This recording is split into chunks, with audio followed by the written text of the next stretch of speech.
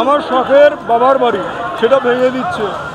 এর চেয়ে কষ্ট তো আর কিছু হতে পারে না, বুঝছেন? 1971 সালে আমার দাদারা 14 গোষ্ঠীরা যুদ্ধ কইরা জীবন দিয়ে আমরা এই বাড়িটা করেছি। হ্যাঁ, আমরা জনগণের জন্য কিছুই করতে পারিনি।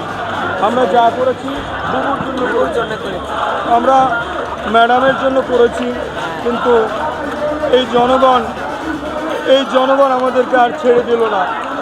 এই জনগণ আমাদেরকে ভালোবাসা দিতে পারলো না। আপনি নাকি পালাবেন না, তা কেন পালাইলেন? কে বলেছে? আমি তো পাশের রাষ্ট্রে একটু বেড়াতে গিয়েছি, কিছুদিন পরে চট করে ঢুকে পড়বো। তখন কোথায় পালাবেন আপনারা? আমাদের ছাত্রলীগই যথেষ্ট, তারাই দাঁত ভাঙা জবাব দিবে, আমাদের দিতে হবে না। বুঝতে পেরেছেন? ছাত্রলীগকে চেনেন?